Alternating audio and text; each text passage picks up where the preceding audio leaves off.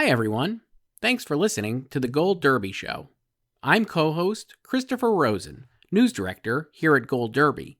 And if you're a fan of our show and what we've been doing for the past 300 or so episodes, I've got some good news. In the coming weeks, we're going to make our podcast even better, starting with the name. Soon, this show will go by the title of Awards Magnet, and we'll be making some cosmetic changes to our feed too, including a new logo and better production and music. It's all to provide you, the listener, with a more engaging and exciting audio experience. And better yet, as you may have noticed, we've added an additional weekly episode, our mailbag episode, on Fridays. Myself and co-host and all-around genius Joyce answer your emails. So reach out to us at slugfests@goldderby.com to become part of the show and let us know what you think. Meanwhile, stay tuned for Awards Magnet, coming soon to this feed right here. You don't have to change a thing. We so appreciate your support, and we hope you tell 10 friends to listen as well. Now, stay tuned for the show.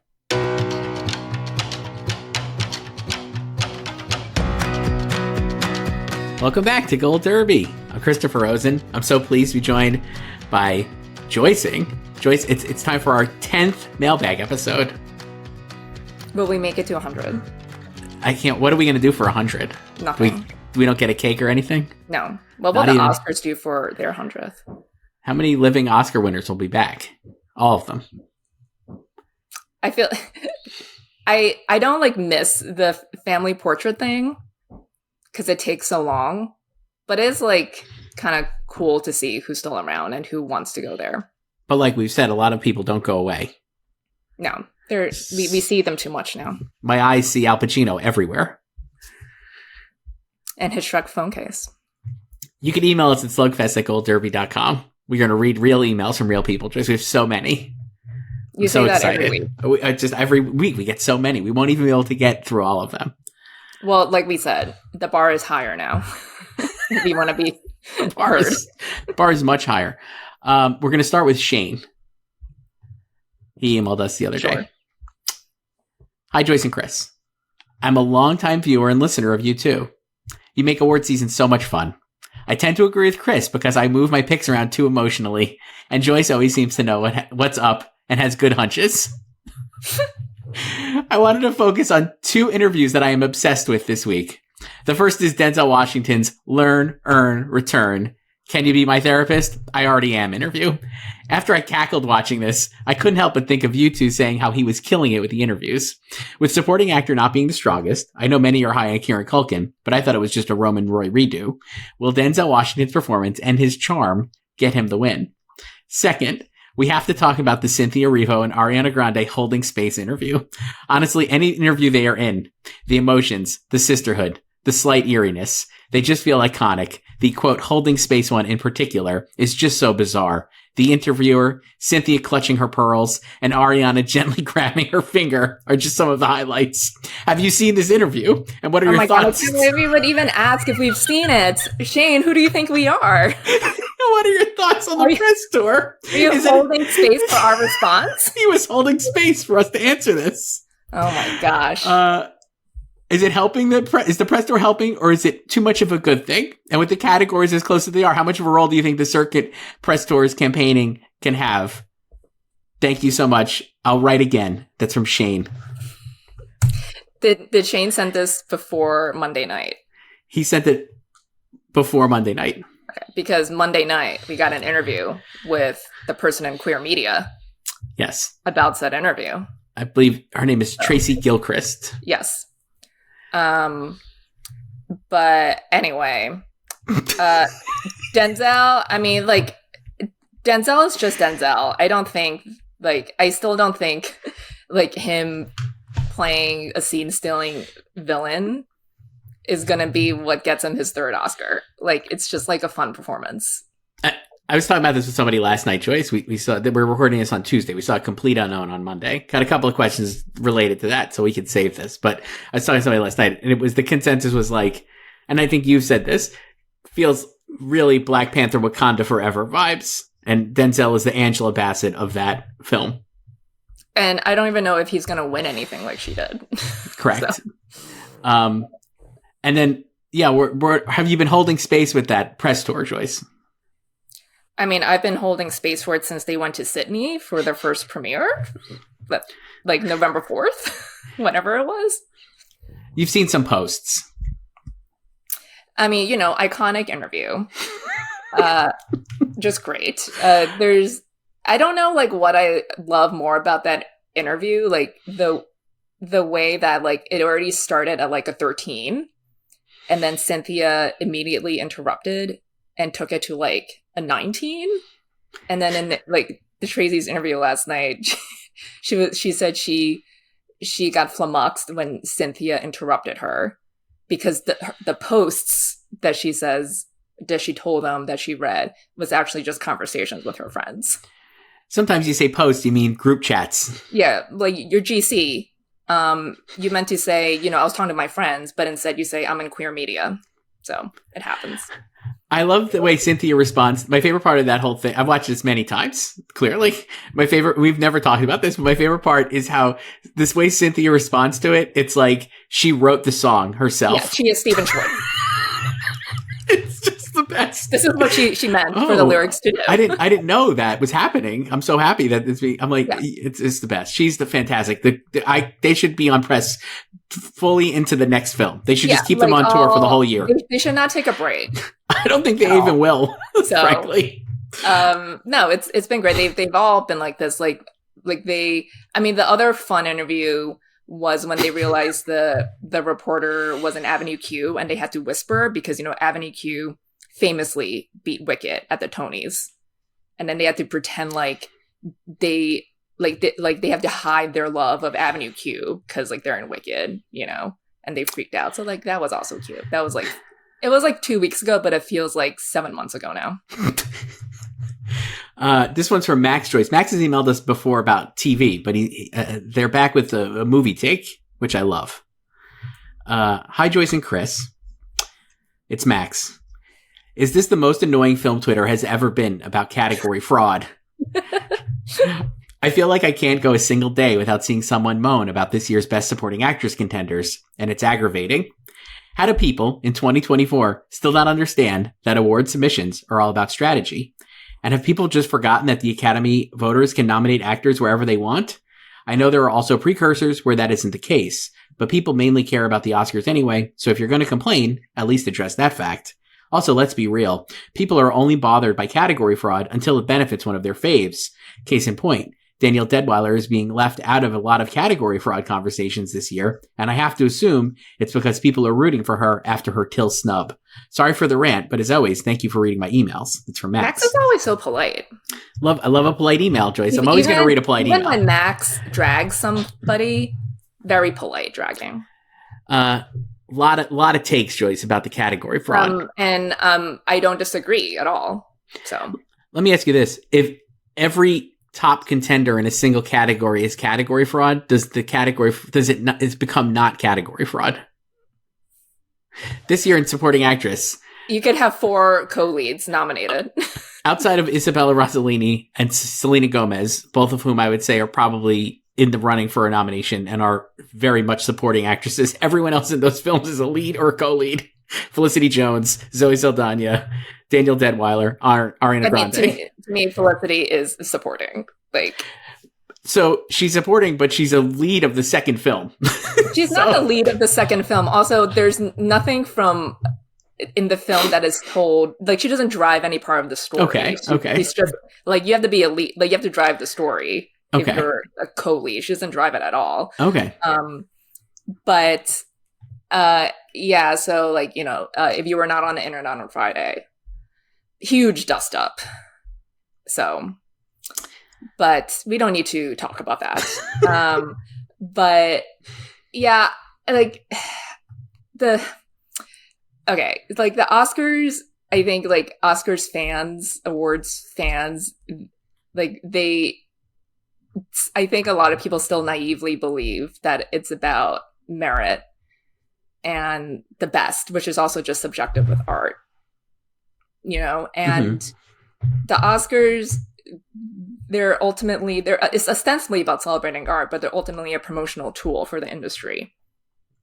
And all of these category, not submissions, but like campaigns are just a tool to promote their films, to try to get an award, to generate more money for their film, the studio, and the industry for future work. And the future work thing is interesting, and we've seen that the last few years. Like Lily Gladstone is a great example of this. Like it was important for her individually to be considered a lead actress because and now she's in like 5 different movies. Like same thing, Michelle Williams going lead for Fabelmans. And that like Michelle a little different maybe, but just because she was so famous for so long. But Lily as like a relative newcomer, even though that's not true. But like now she's a lead actress, right? Going forward. I feel like. Yeah. But I mean, even with Michelle, I think she was always someone that you could just be like, oh, we could, like, I don't think people think of her as like a leading lady, even though she's obviously been in leads of movies. You know what I mean? Sure. But yeah, now it's like you have that, you can position yourself as like I have like more lead nominations than supporting, you know? And then like, yeah, like it's all strategic. And it's just silly to be so mad that there are so many co-leads running and supporting this year. I agree. There are co-leads running and supporting. But then you also get mad at someone like Isabella Rossellini, who's actually supporting and being mad that she could get in for like 7 minutes. I'm like, that's actually supporting. You can't be mad at both things. I think you can if it's not your fave. That's I think what Max is saying. It's not your fave, so you're mad at both. It's like, what do you want here? This is a sidebar to this question that Max sent, which I love. If it's obviously like we're through the looking glass on this and it's moot, but if you had like Zoe Saldana is still top contender to win Best Supporting Actress, right? But maybe could lose to Ariana Grande. I've certainly made that move. I'm not alone in that. If Zoe Saldana was in lead and Carla Sofia Gascon was supporting, do you think, how would that impact those two races? Like, would either of them be favorites in those races? Yeah, I mean, Zoe's already the favorite in supporting, right? But if she was in lead, would she also maybe be a favorite? I think people would be split between her and Mikey. Mm-hmm. Like they kind of are now with Carla. Yeah, like I could definitely see like Carla being in the Zoe position now. And then now people, jumping ship like you to Ariana. True. So. This one's from Chad, Joyce. And Chad is a SAG voter. So that's why I was excited to read this one. Are they on the nom-com? Not sure, but I'm going to read it anyway. Dear Joyce and Chris, I'm a longtime listener and first-time emailer. Forgive the long email. Before I dive in, I want to thank you two for your insights to my favorite time of the year and all things awards. I feel like I'm with two great friends comparing notes. I love your banter, and Joyce, your dry wit and sense of humor kills me. I find myself laughing out loud. Oh, God. Okay, here we go. All aboard the Wicked train. As a professional in the biz, John Chu got it spot on right, all caps. All directors going forward should take notes from John on how to direct a movie musical. I'm fully predicting and hoping Wicked will take the big prize of Best Picture. I feel Ariana Grande is a slam dunk for Best Supporting Actress. And Chris, I know you said Nicole Kidman wants her second Oscar. I think she's going to have to wait a year or two, because how can Cynthia Erivo not win Best Actress? No other actress, at least those most likely to win that will be in the running, would be able to come close to what Cynthia is doing. Incredible live singing, check. And let's not forget, she's doing a perfect American accent. With the deserved hype over Wicked, do we see a place for supporting nominations for Jonathan Bailey, Jeff Goldblum? I could see him sneaking in. He's never had an acting nomination. And Michelle Yeoh. I certainly do. Actually, I wouldn't be shocked seeing it happen. As a SAG voter, I know which way my votes will lean. The only movie I could see to compete with Wicked would be Conclave, but I don't think anything is getting in Wicked's way. Thanks for all you do. Have a wonderful Thanksgiving. We're recording this before Thanksgiving, but thanks. It was a wonderful Thanksgiving, Chad. Most sincerely, that's from Chad. Well, we talked about the supporting players last week. Yeah. But this is so, you saw this, when you saw Wicked at a SAG screening, they went nuts. Maybe Chad was even there. I mean, maybe. I don't know. That was the nom-com. So, like, how many SAG awards is Wicked going to win? I think it could win ensemble. So it could definitely win. Like Ariana could definitely win. I think Cynthia is probably not lower than second. What if it wins 3 SAG Awards? So it wins 3 SAG Awards. Okay. I just keep thinking like I can't get it. Chad not very high on John Chu. Not a member of the director's branch though for Chad. The DGA. He's not. No. Well, or the DGA, right? Yeah. I don't know. It's like, I mean, you know, Chad will probably vote for them in ensemble, so they could all win. Mm-hmm. So, yeah, I think their acting hopefuls are Cynthia and Ariana. And I like, even if the film does really well, I don't really see acting coattails film, just because like the supporting cast is not the real supporting cast. is not, they don't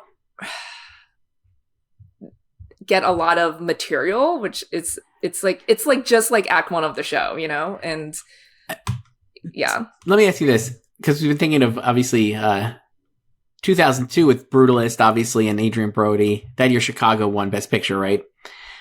And John C. Reilly was like a nominee for supporting actor, right, for Chicago. He was also in 3 Best Picture nominees. I know.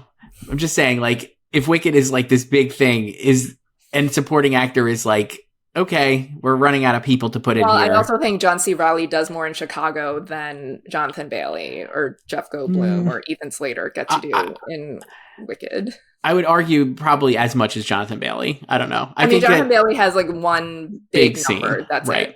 But that's pretty good.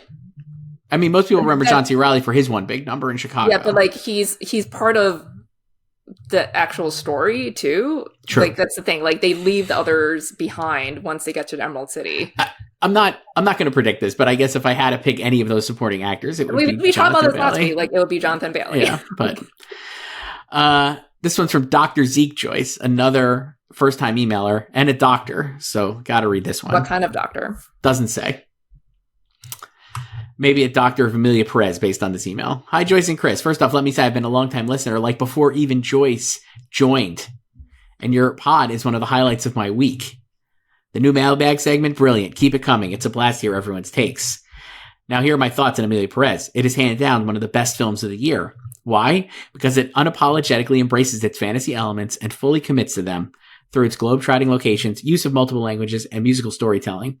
As for the languages, the film doesn't seem concerned with matching accents to specific locations, which only adds to its playful, dreamlike quality and bold casting choices. Let's talk about Selena Gomez, because that casting decision is genius. Sure, she's a non-native Spanish speaker with an American accent, but that's the point. The film is about bending reality, and Gomez's fluent Spanglish brings something fresh and entirely unique to the table. We don't see characters like hers on screen often, and kudos to her for nailing it. Now let's talk Best Supporting Actress, because I have some thoughts. Zoe Saldana for the win, no hesitation. She delivers such a dynamic, transformative performance that it's impossible to look away when she's on screen. Selena, every time I rewatch this, I'm inching closer to giving her the nomination. Her performance is surprising, but here's what I'd like to push back on a little bit. On Ariana Grande in Wicked. Don't get me wrong, she was fantastic and deserves the nomination. But Chris, come on. Number 1? Not quite. Her take on Galinda is fun, but it's not groundbreaking. She had 20 years of Galinda's to lean on, so while it's great, it's not brave. Cynthia Erivo as Elphaba? Damn, now that was something special. Restrained, powerful, and unforgettable. She's my top pick for Best Actress. It's giving Annette Bening in Naiad last year vibes. She should have won, but I digress.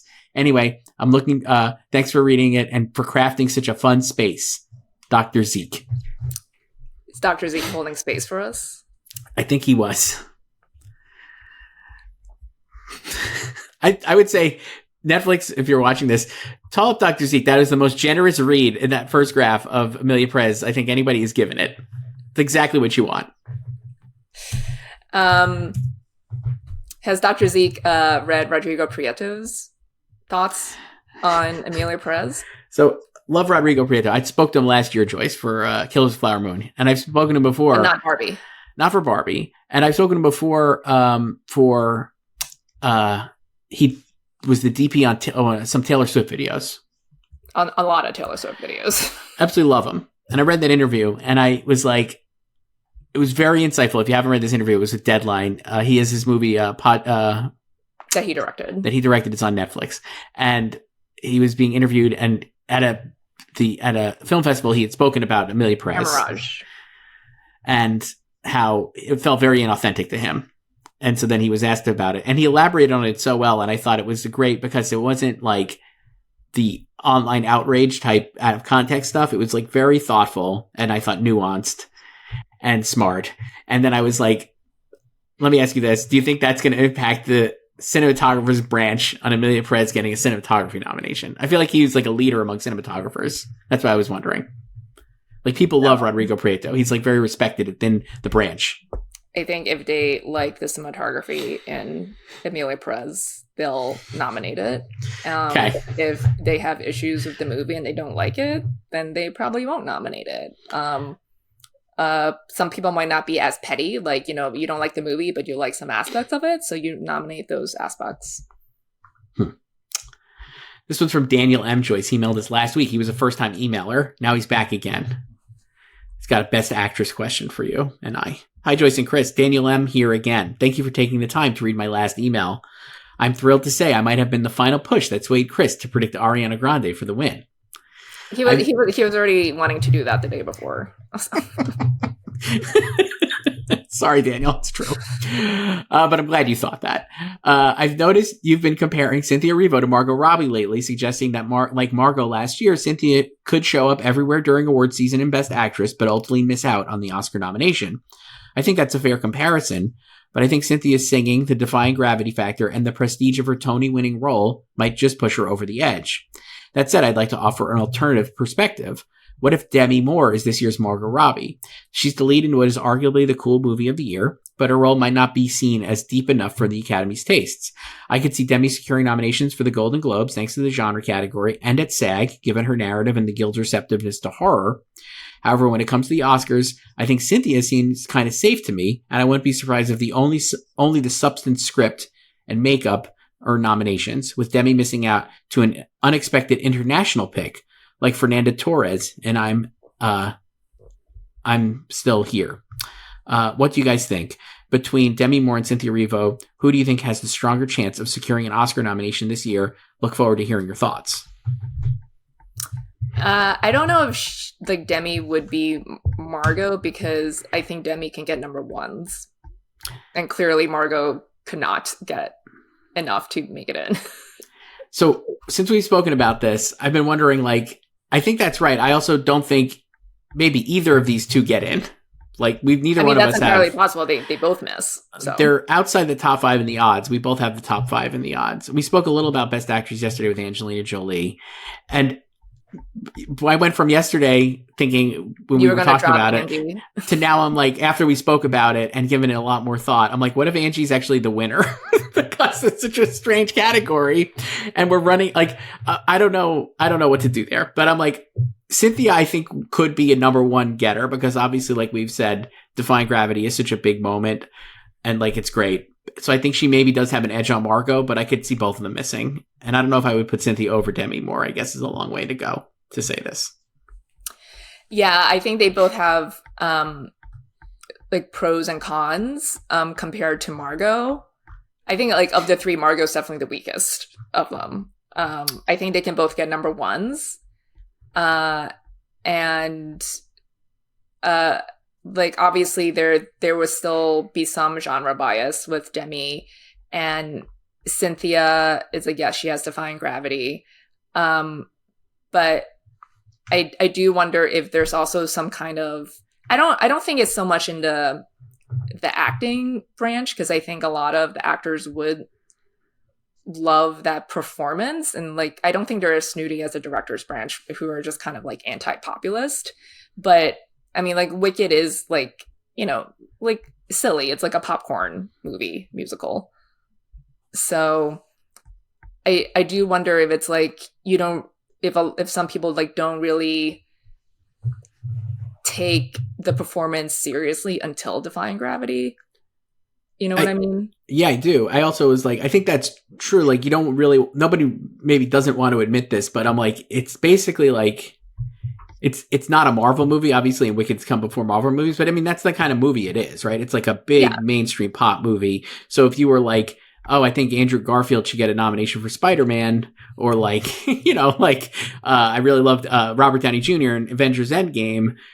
Like, Cynthia's better than them, I think, and like we said, because of the real singing, I think that is obviously like should be factored in. It's a big talent, and she's incredible as a singer.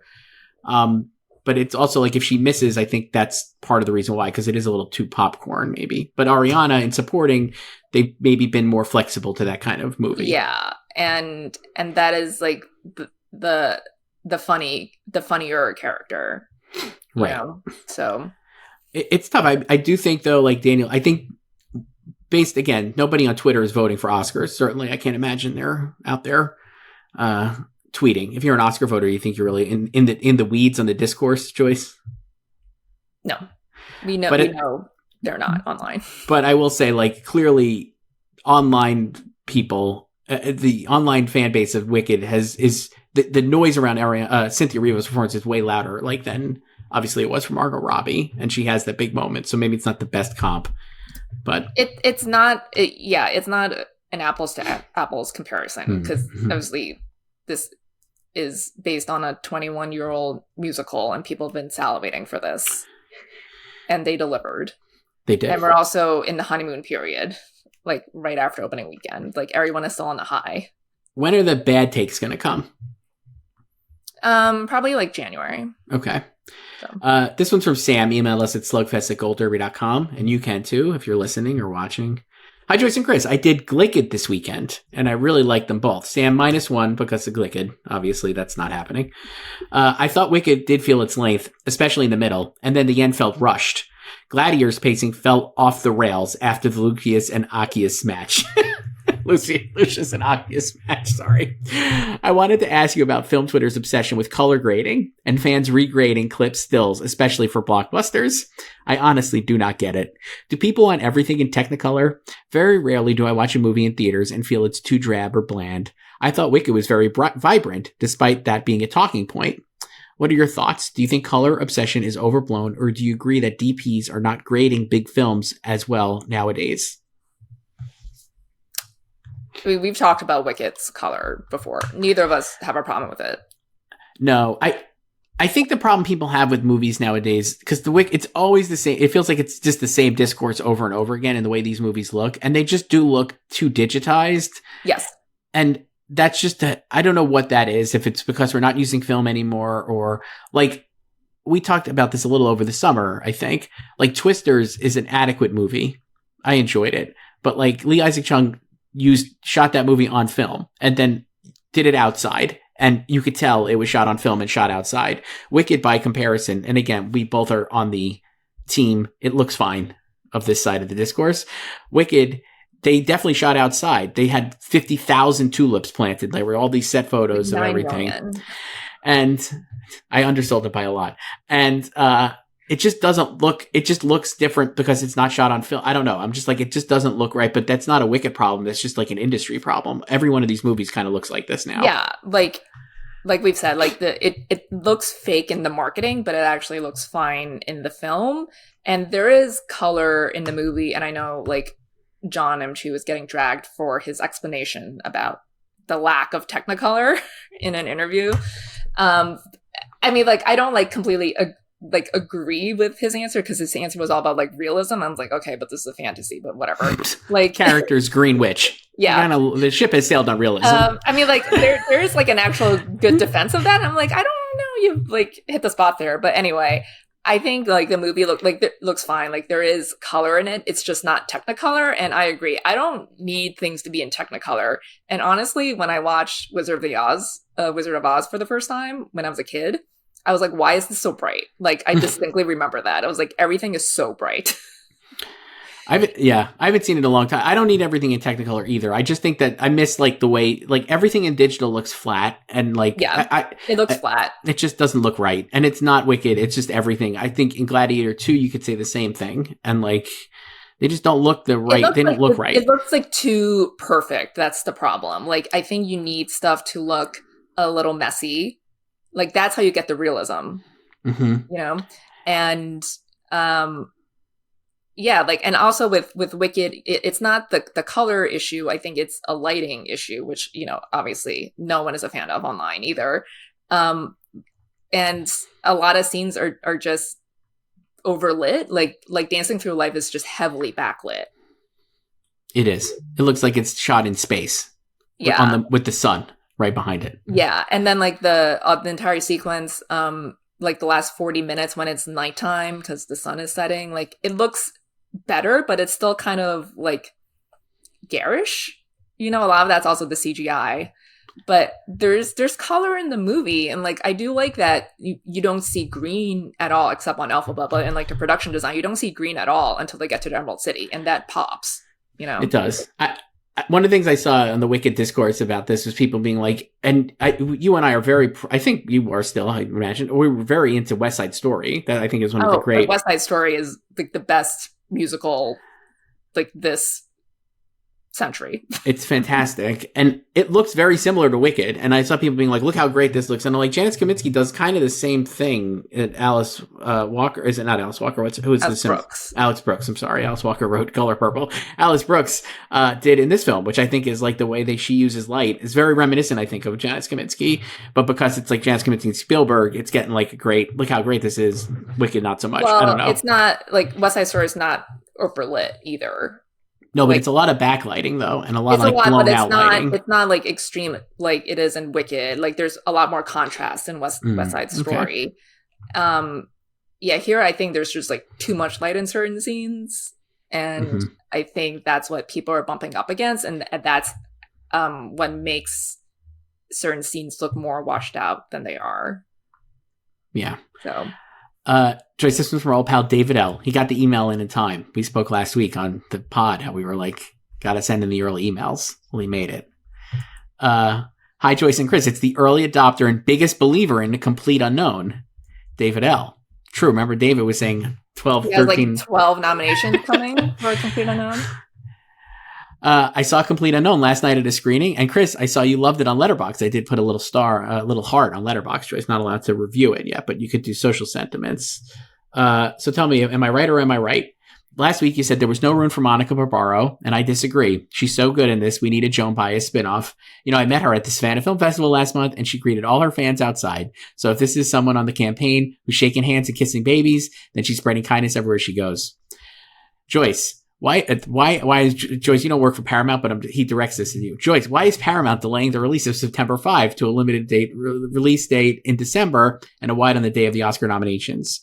Is it because they're doubtful of its awards chances? They're treating this film like they treated Selma 10 years ago. My next question is this. Why are you both anti-dicting Steve McQueen's Blitz? I wasn't into it either at first, but I rewatched it over the weekend on Apple TV Plus and still found it to be pretty entertaining. It is a very simple story, and I know people think the buzz has died down because the audience score is so low. But the reason why I'm sure it's still going to get in is because I can't remember when a World War I or World War II drama wasn't nominated every year when one was released. In the last 10 years, we've had 8 war movies with The Imitation Game, Hacksaw Ridge, Dunkirk, Darkest Hour, 1917, All Quiet on the Western Front, Oppenheimer, and The Zone of Interest. And 6 of those 8 films also got in for director. Well, we talked about September 5 yesterday. We did.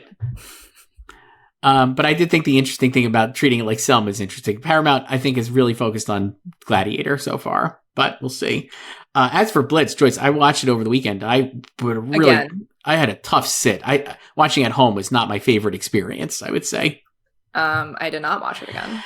So I don't disagree that they do love war movies. And certainly like BAFTA, we said would be like a Blitz fave. But I'm like, this you could argue that there are other maybe war movies included. I mean, like The Brutalist is not a World War II movie, but is so tied into World War II that I think that could kind of qualify as the war movie to me.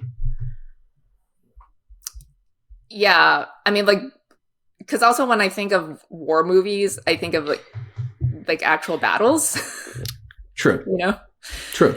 And this is not that. I mean, you see the bombings, obviously, but it's really following a child. I mean, I don't think we're anti-dicting it. We're just not predicting it. I mean, I could look at crafts. I don't know like what he's specifically talking about, like best picture. Like I guess best picture. I see people still hanging on to it for best picture because the bottom is so light. Best supporting actress, which we've been out on. Crafts, yeah. The only two crafts I still think are pretty set for it to me are production design and costume design. Those are the two I have it in for. Yeah, I still have it below the line. Like I think it's competitive there. Yeah, especially for production design. But it just feels passionless. Like who is talking about it, really? David L. and us right now. I also was wondering, Apple's taken some body shots from John Watts this weekend, over the weekend, with the way they canceled Wolves. And anybody who has done this for a while, I'm sure you would agree, Joyce, when they were like, hey, we're canceling the release and we're giving it a sequel. I was like, none of this is ever going to happen. Like, there was no doubt that was never going to happen to me, at least reading. I mean, like, when they announced that, it was like, something's up here. Like, what happened? Yeah, it was like, hey, we got to pay extra. We got to give them an extra bump because we're like kind of really cutting the knees out from this movie. I don't think it matters in terms of I don't think it matters in terms of Blitz, but I also am like, that also kind of does, because I just think like that's a bad look. Yeah, well, like in John's, like the last sentence of John's statement, he's like, I just don't trust Apple as a creative partner anymore. And like that's the dagger. And it's really bad. And I would love to know what Steve McQueen feels. Like obviously like Blitz, I think a lot of people expect it to be like a bigger theatrical movie. Well, yeah, because like people were waiting for it to be dated, or for like Apple to find a distribution partner, like they did with Napoleon and Flower Moon. I mean, obviously that was like a little different, but you know, it had like a full theatrical release, both of those movies, and it was like, no, they're just gonna release it solo, limited for 3 weeks, and then drop it on its service. So I think regardless of the quality of the movie, I do think this is going to factor into like whether people want to like recognize the movie. I personally do. I don't know though, if you're in the industry. Joyce, last week I got an email from Bianca, which had a lot of people in the comments were fired up over Adam Brody or Adrian Brody. Yes. Well, she's back. Great. With another one? Yes. Okay. I am back with another very important this or that question. Chris or Joyce, Austin Butler as Elvis or Timothée Chalamet as Bob Dylan? Joyce, we saw Complete Unknown last night. We did. My text to you after was LMAO, that ruled. And I said pass. So that is where we are in this movie. So I guess let's go. What do you think? I'll let you answer first, and then I'll have my take. Well, in between these two choices? Yes.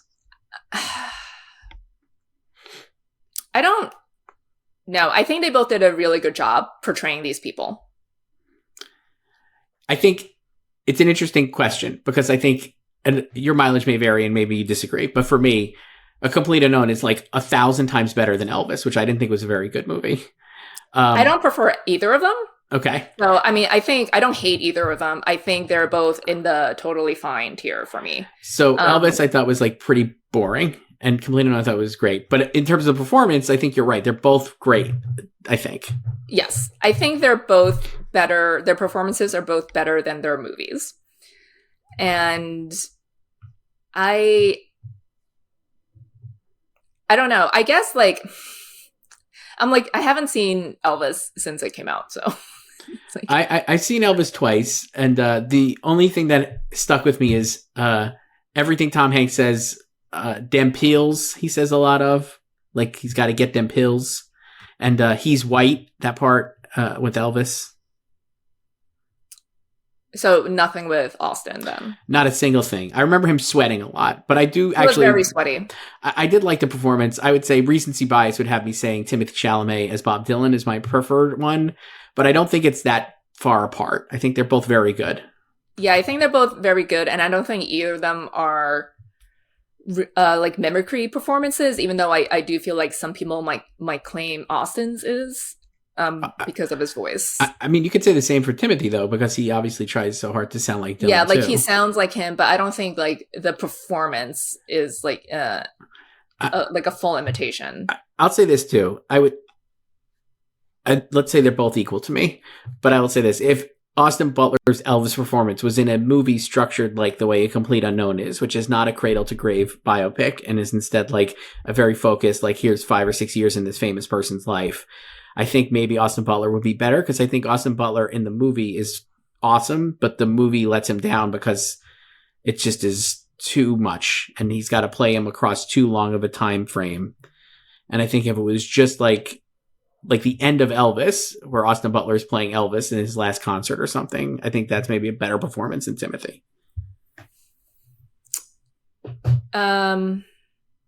Yeah, possibly. I think Austin gets more to do.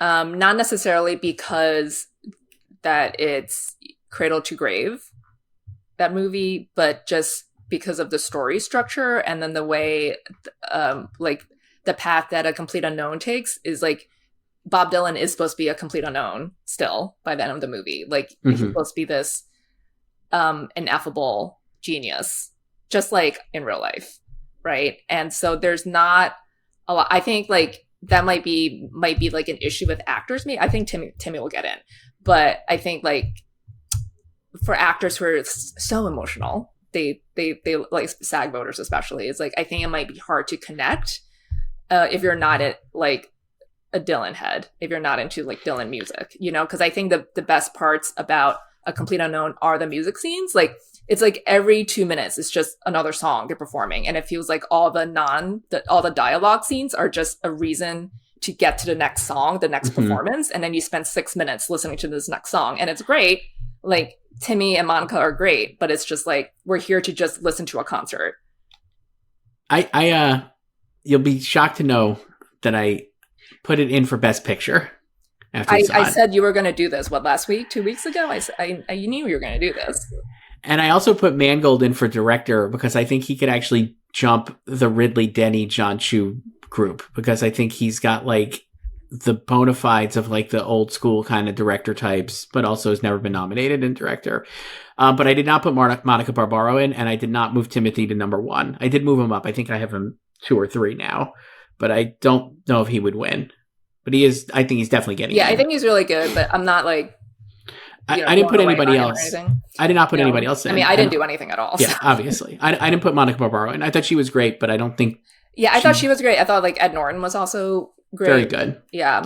If they got nominated, I wouldn't be surprised, but I didn't go for it yet.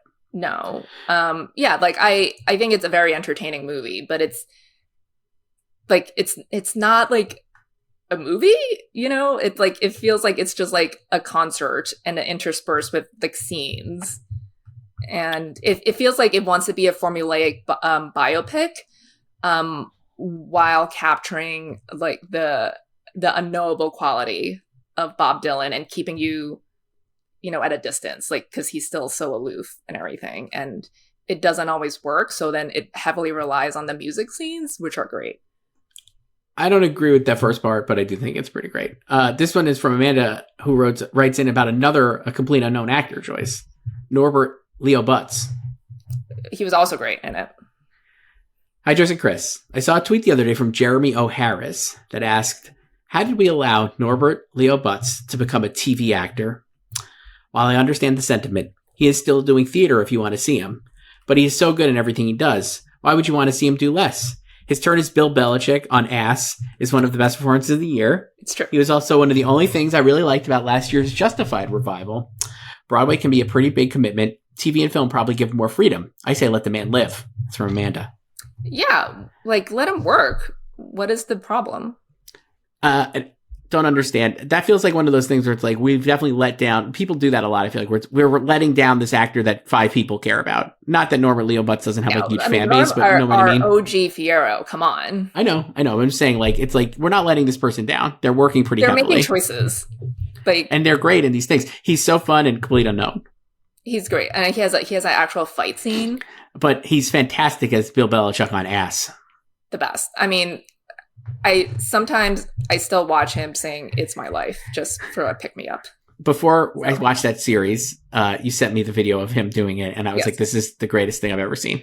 Yes, and then you start watching it like 30 minutes later. Couldn't wait. It was such a great selling point. Anybody dunking on that show is out of their minds. It's so entertaining. Yeah, but like let him do what he wants. And then he's been on a lot of TV shows like in between Broadway gigs and a lot of shows based in New York because like, you know, got to pay the bills. Like, stop gatekeeping him.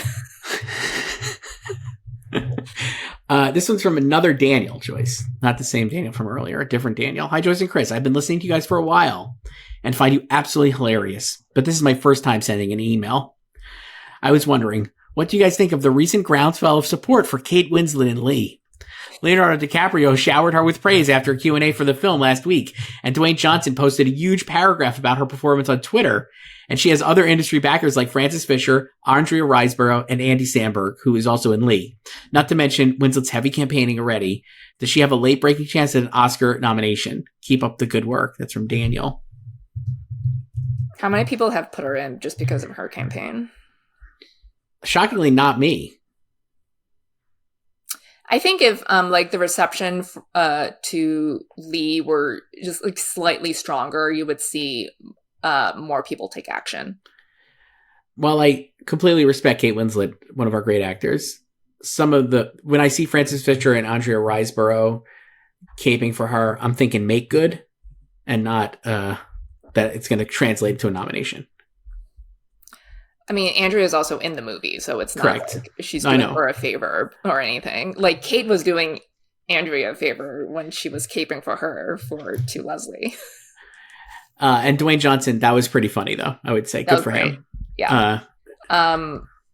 It's, like, they're just campaigning. But, like I always say, just because you campaign doesn't mean you'll get in. I don't believe that she will. No. So, I mean, like, if anything, it's good promo for the movie to get more people to watch the movie. And that's really what you want at the end of the day. Not awards. Like, you want people to check out your work. Also, there's a lot of awards. So let me ask you this. Do you think like this little push could get her somewhere a nomination? I mean, maybe, but it's still kind of crowded. Like, you might say, I mean, I think maybe like the Old Globes with 6 slots, but I think it's like too tight. Yeah. There. So, okay. Yeah. This one's Joyce from Judgmental Movie Fan, our old pal. Oh, they're back. They're back. Emailed us at slugfest@goldderby.com. Hi, Joyce and Chris. I have noticed chatter about, air quotes, movie stars the last couple of weeks, mostly related to Gladiator 2's release and Paul Mescal being upstaged by Denzel Washington. First, nearly everyone in the world is going to be upstaged by Denzel Washington. He's Denzel Washington. But this isn't the only time I've heard a complaint like this. People will say, quote, oh, so-and-so isn't a movie star, as a knock on their talent or performance. It feels silly because the very concept of movie star is now dead. Movie stars don't exist anymore, and they never will again. So why are people dragging actors for not being something they literally can't be in this day and age? That's from Judgmental Movie Fan. Yikes. Also not wrong. Like, movie stars don't exist anymore because we don't have a monoculture anymore. It's true. Who's the last movie star? Is it Denzel? I think of this group, everyone from that, like Denzel, both Toms, Julia, like anyone you could just mononym like that. I think that's anyone, true. Like parents know. So, like, but I think Tom Cruise and Denzel are the last two because no one is going to. Tom Hanks is not getting people to see movies. Oh no, anymore. but I'm not talking about like putting butts in seats. I'm just talking about like name recognition. I see. Okay. Like, I just mean in butts in seats. My mom knows who these people are. Sure. So does your mom know who Timothée Chalamet is? Absolutely not. Fuck no. Austin Butler? No. Okay. She does not know any of those people. Like, and I know like no offense to your stans who believe like they are movie stars, but it's just not the same thing. Because it's like the thing about a movie star is that like you have like cross generational appeal, and everyone knows who you are, like can recognize your face. They don't have face blindness with you. They never look and you're like, who's that? They recognize you immediately. And yes, they could like sell movies just based on their names alone. And like, it's just because now like our media is so fractured. So like there are people who are just famous online, right? And just famous to a certain group of people because of like one show or one franchise or something. And it doesn't, expand to other demos. It doesn't reach other people. And it's true. So like other people of different ages, and they don't recognize people, like they don't bother checking things out because people are also stuck in their own bubbles now. Like they self-curate what they see on their feeds too and what they interact with. It's just not the same thing. My take on Paul and Denzel. Actually, we have another question here about Paul. Let's read this one because this is another fun one. And I had a take on Paul and Gladiator too. This one's from Heather Joyce. I don't know if Heather's emailed us before. Hi guys. Daisy Edgar-Jones and Paul Mescal have both starred in blockbuster legacy sequels this year from Oscar-nominated directors, and both have been described as miscast. I tend to agree in the case of Daisy. She was fairly bland in Twisters, but Gladiator 2 was the first time I understood why people were so in love with Paul Mescal. What do you think is behind this critique? Do you believe they were miscast, and who would have been better? That's from Heather.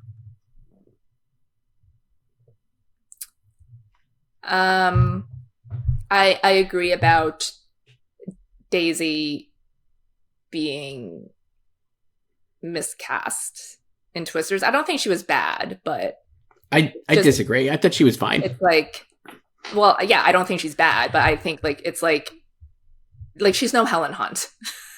She's no Helen Hunt, but that's not her fault. I don't think the character is written to be Helen Hunt. You know what I mean? Like if you rewatch the original, you can elevate the material. Like I just don't.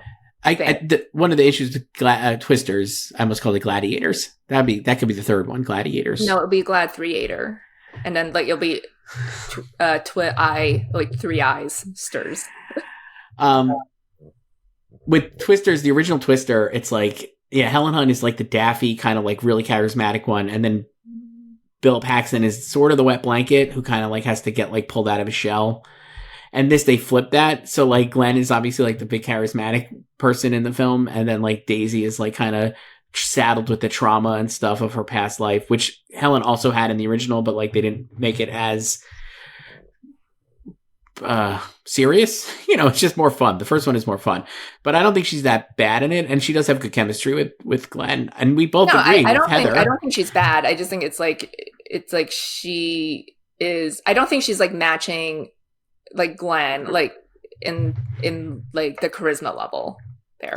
No, Glenn drags that movie to its being good. He just out of his sheer force of will makes that movie good. Yes. Paul, we agree with Heather though. We're the few, the proud, who think Paul Mescal is better in this than other movies. Or I get him now. It's also just refreshing to see him do something different than just being like sad. This is a spoiler for Gladiator 2, so if you have not seen Gladiator 2 yet, it's only just come out. Please do not yell at us for spoiling it. But the best part for me is that Denzel has the Rick Dalton part. Remember in Once Upon a Time in Hollywood, Joyce, when Rick is talking to Al Pacino's character, he's like talking about how he's booking all these guest roles and getting like beat up by the younger kid.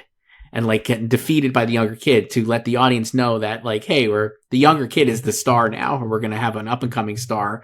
And that's what Denzel serves the function as in Gladiator 2 in the end, is where Paul has to overcome Denzel, and does so in a way that I was like that actually surprised me watching the movie, because I was like, I cannot believe they let Denzel not win here and like Paul win. So I think it's interesting to like rethink now, how will Paul be viewed going forward, having like taken down a bigger movie star in his movie. You don't really see that often. Like Tom Cruise is not getting taken down by Jeremy Renner in Mission Impossible Ghost Protocol, so much so that he just removed Jeremy Renner from the franchise. I mean, like, another spoiler for Gladiator, but like, did you not expect Denzel to die? Because I did. No, I didn't. I actually expected Paul to die, just like... I didn't expect him to die just because they were already talking about Gladiator 3. Fair. And I didn't think they were going to do, even though they followed so many similar beats to the first one, I didn't think they were going to kill him off again and then start completely anew like they did with this one for the third one. Spoilers over, so if you haven't seen it, you can come back. And if you have seen it and we're just spoiled, my condolences. This one's from Dan, Joyce, another Dan. We have many Dan listeners. A lot of Dans. Dan in real life. Hi, Joyce and Chris, longtime listener, first time writing in. I've gone to write you a question before, but never felt passionate enough to follow through. Until now. I watched Anora this week, and I was left thoroughly confused by his status as an Oscar frontrunner. Why do you guys think it's strong this year? As a fan of Sean Baker since Tangerine, I was expecting to really like it, but it just lacked what I've come to enjoy about his work. The characters felt too cartoony without the heart. The cinematography felt dull and really flat. This should be the Oscar villain, not Wicked cinematography. And I was really disappointed with how repetitive and shallow it all felt. I felt it lacked any interesting perspective on its characters or what they were going through. Did I laugh a few times? Yes. But it felt like it ran its funny scenes and premise into the ground multiple times. I don't fault the actors, but Mikey being the front runner is what totally shocks me. She has some funny moments and closes the movie well, but I thought she lacked nuanced material to work with, and the character came across as quite annoying and unlikable for me in the film. With every ingenue that pops up from year to year, I'm just so surprised that she is the one to break through with such love and support. It's nothing against her. I just wouldn't have even had her in my 5 nominees this year. I know I'm alone on an island with this take, but I just had to get these feelings out somewhere. Thanks for listening to my rant, even though I know you don't agree. And thanks for creating engaging content. Justice for the movie Zola and Taylor Page, who deserved this Anora moment more. It's from Dan. I mean, Anora is your favorite movie, so... I disagree with all of this, but I'm happy to we provide all sides, Joyce. I'm not going to gatekeep bad opinions on movies I like. That's fine. I mean, but do you have a rebuttal? I don't agree. I mean, I don't agree with any of that, but I would say, like, for me, it's a very funny movie. I think it works really well. I don't disagree with Mikey. Like, I'm not sure if Mikey's the front. I know she is the front runner, like, on paper, but I actually don't know how much of a front runner she is in real life. I think if you actually talk to people about like why their rankings and stuff, I think most people would be like, I'm not sure if she would win. I just have her in there because I think she'll definitely get nominated. Like that's me. and I think she's great in the movie. If I was going to critique the movie or look at it from a naysayer perspective, because it's my favorite movie, but I could understand like the other perspectives, even though I don't agree, I would say she's barely in the second act. She really does take a back seat, literally often at times in the movie. And she's not a focal point in the story, and she's getting dragged along. And it sometimes felt to me a little like, I think this is a good part of the movie, don't get me wrong, but I guess if I didn't like it, I would say, remember last year when we watched Flower Moon and we were like, Lily Gladstone's character is presented as so smart. And then how does she keep buying Ernest's bullshit? And by the end of the movie, when she keeps coming back to him and being like, oh, we're going to get together, it kind of feels like insulting to the character, because it's just like, we're not buying this, right? Like, I don't buy that this person would not call out Ernest's bullshit. And with this movie, it takes Anora very, very long, I think, to come to the realization that everything that Toros is saying about Vanya is right, and that she needs to like let go of this fantasy. And it happens so late in the process. And I was watching the movie the 2 times I've seen it, I'm like, how much of this is her just like trying to make herself believe it versus how much is the movie wanting us to believe that she believes it? And I think if you stop in the vibe of the movie, you might not give it the generous read, because I think the generous read is that like she doesn't really believe it, but she wants to believe it. And if you don't like the movie, you might just be like, she believes this, and how is she so stupid? Kind of. So I don't know. So my take on her is not like her fantasy of like being in love and like being married to him.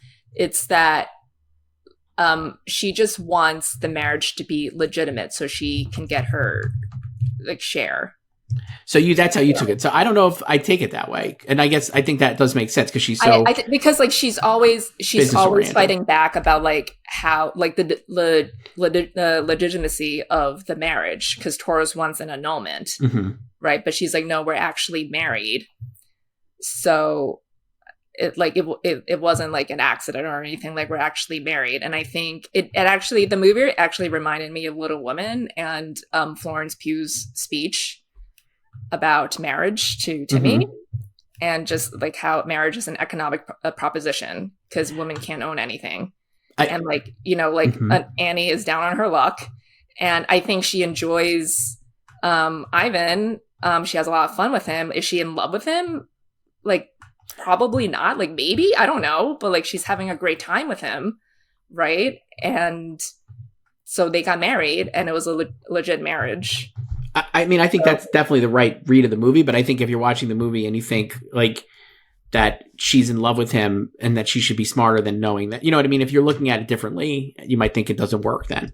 I guess that would be my thing. I agree with what you're saying, but yes. I don't know. We have time for at least one more here, Joyce. This is from Alex, who emailed last week a tennis question for you, and I didn't have time to get it in. Wow, how rude. Pretty rude, and they're not happy with me, Joyce. I just have to say. As they should not be, so. And Joyce is not at fault for this. She didn't see this. Just didn't read it. It's on my list. I just didn't have time. So, Alex, I apologize. And this is what it says. Hi, Joyce and Chris. Hi, Chris. I noticed that you didn't have time for my question about Rafa's retirement last week, but I will not give up.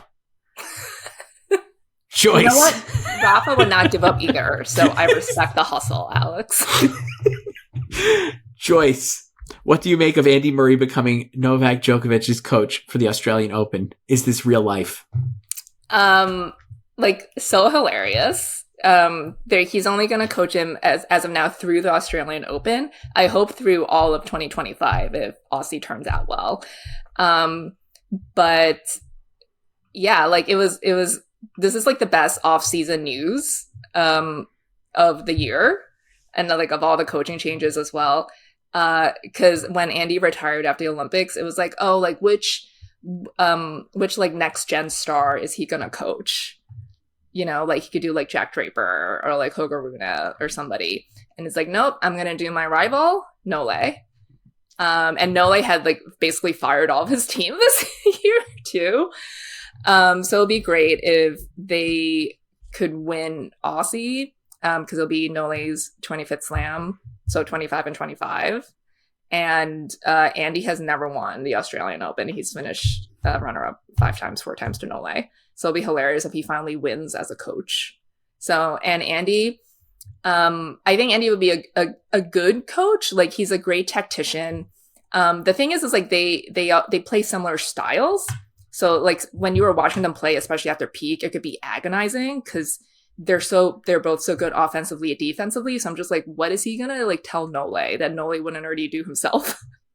But what I am definitely looking forward to the most are the encore or exchanges in between points.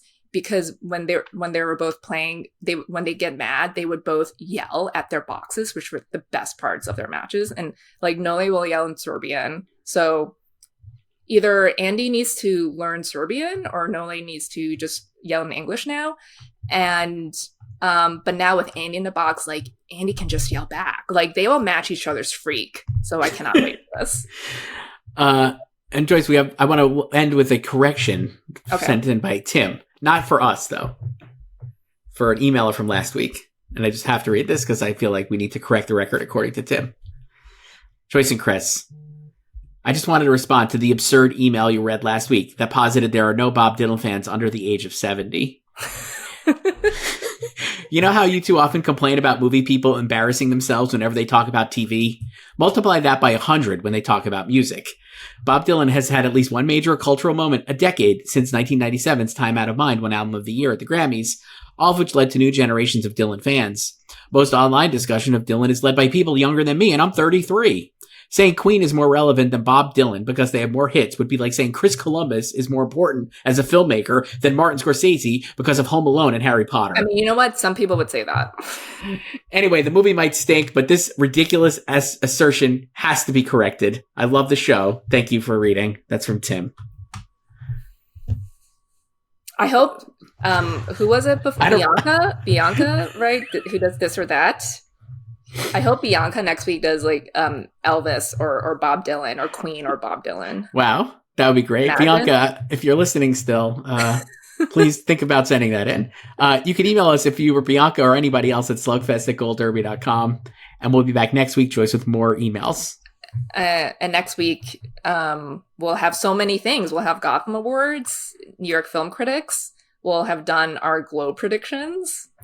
Busy week, Joyce. So get your emails in. And we'll talk to you then. All right, bye.